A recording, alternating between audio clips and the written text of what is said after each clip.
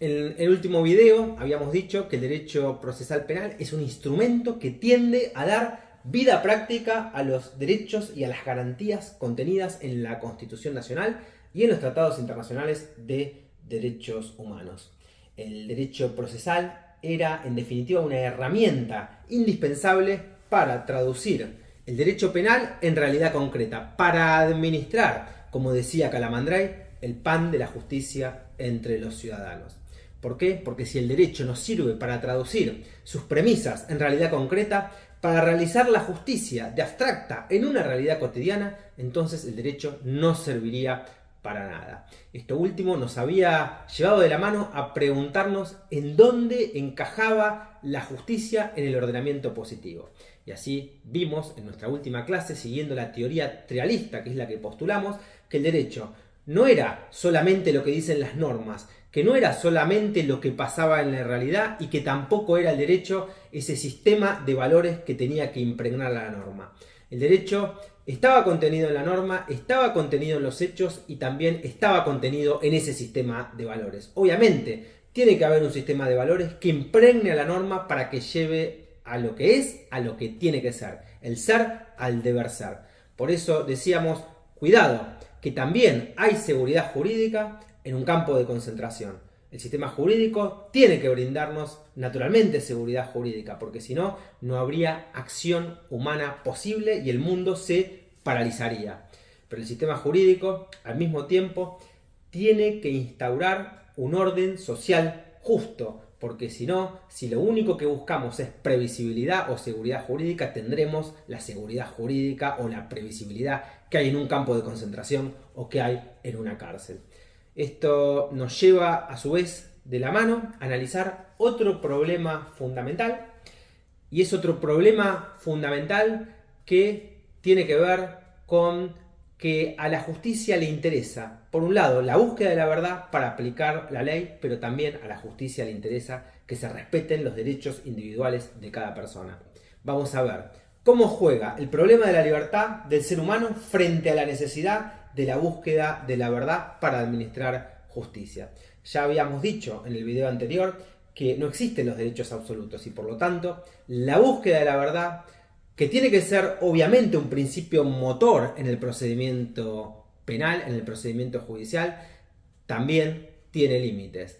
Obviamente necesito la verdad porque si no, no se podría hacer justicia, pero esta verdad tiene límites, existen límites que son infranqueables en la búsqueda de esta verdad, más allá de los cuales no puede irse bajo riesgo de transformar lo que debería ser un instrumento de justicia, como es el proceso penal, en el máximo instrumento de terror estatal. El sistema procesal penal tiene que lograr ese sano equilibrio entre la búsqueda de la verdad para poder realizar la ley penal en concreto y las garantías fundamentales de todo ser humano que los textos supremos consagran y que bajo ningún pretexto pueden ser soslayadas. La necesidad de esta búsqueda de verdad como meta del procedimiento penal se advierte a poco que se analiza la mecánica de cualquier proceso civil, administrativo, laboral, penal. Si nosotros analizamos bien, en cualquier expediente judicial, sea de la naturaleza que sea, en cualquier expediente judicial, el procedimiento puede resumirse de manera harto sencilla en dos aspectos fundamentales.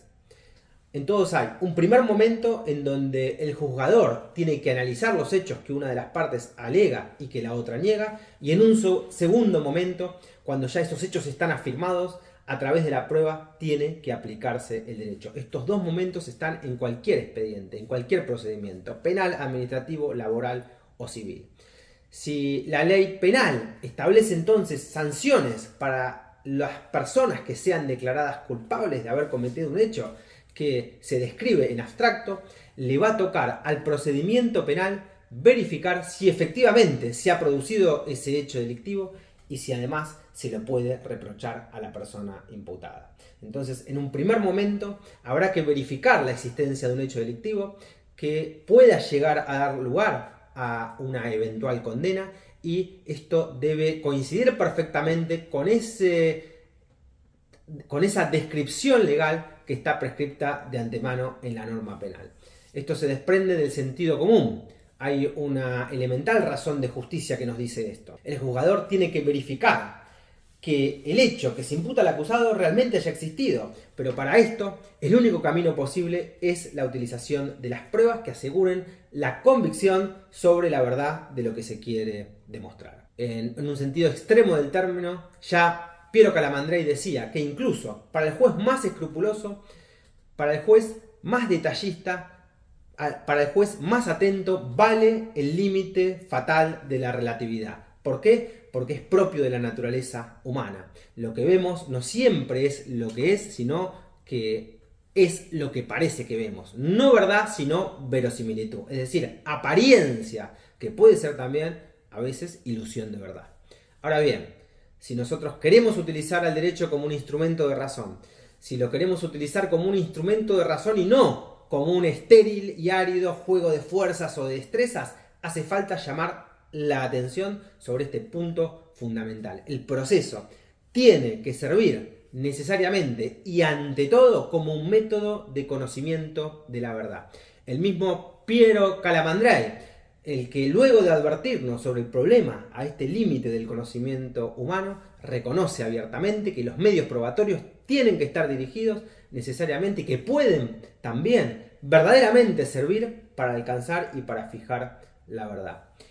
Obviamente que no estamos hablando de las verdades últimas y supremas que escapan a los hombres, a los seres humanos pequeños, sino la verdad humilde, esa verdad humilde y diaria que es aquella respecto de la cual es la que se discute y la que se debate en los juicios orales, aquella que las personas normales, las personas honestas, según la común prudencia y sobre todo según la buena fe, llamaron y han llamado siempre verdad. Por lo tanto, en un sentido menos estrecho y que es el correcto en el lenguaje judicial, no en un sentido metafísico, no hay ningún problema en decir que el fin del procedimiento, que el fin del proceso, además de la salvaguarda de las garantías individuales, tiene que ser la búsqueda de la verdad sobre los hechos que se están ventilando en ese mismo proceso.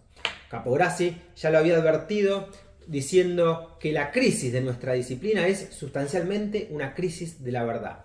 Esta crisis de relativismo que ha devastado el campo filosófico, ha penetrado de manera muy peligrosa en nuestra disciplina y nos lleva irremediablemente a consecuencias que pueden llegar a ser desastrosas. ¿Por qué?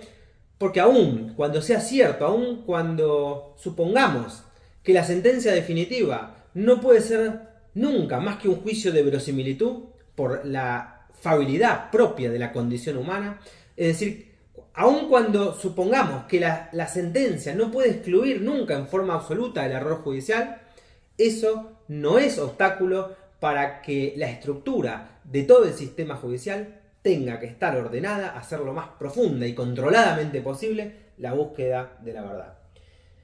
Por eso es un deber de honestidad empeñarnos con todas nuestras fuerzas para tratar de aproximarnos lo más posible a esta meta inalcanzable que, si no van juntas, juntas perecen miserablemente. ¿Por qué? Lo voy a repetir. La verdad y la justicia, si no van juntas, juntas perecen en forma miserable. Obvio que la verdad como meta del procedimiento no puede alcanzarse a cualquier costa. Esto ya lo dijimos al hacer la introducción de este video. El derecho procesal debe realizar el valor justicia tutelando al mismo tiempo estos dos intereses que se encuentran en juego. La aplicación de la ley penal por un lado y las garantías individuales por el otro. La búsqueda de la verdad como meta del procedimiento no puede ser un fin absoluto alcanzable, por ejemplo, bajo torturas.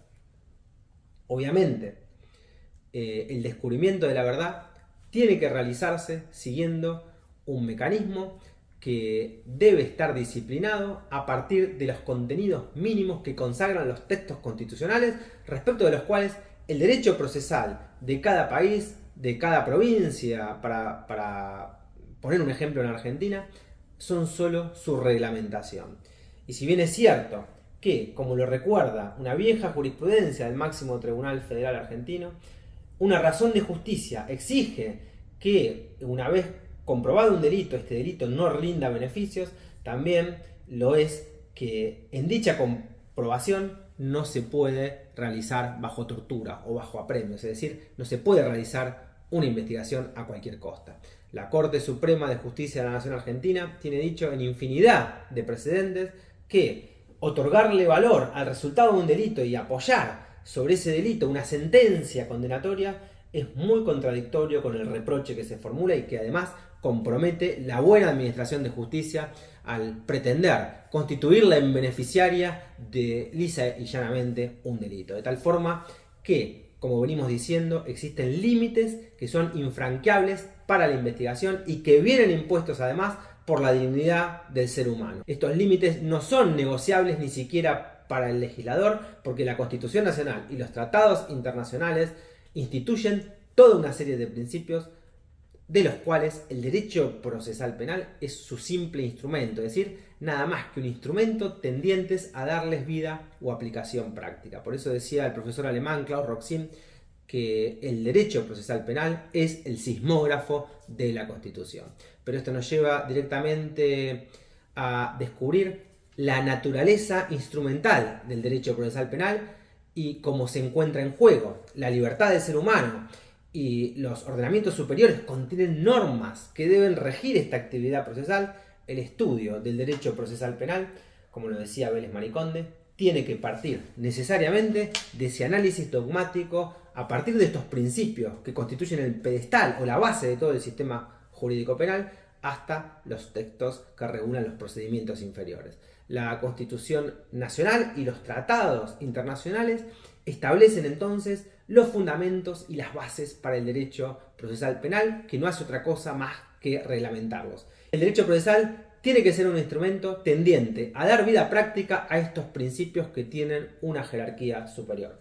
Por eso el estudio del derecho procesal tiene que partir necesariamente de los elementos que se encuentran dispersos en estos ordenamientos superiores.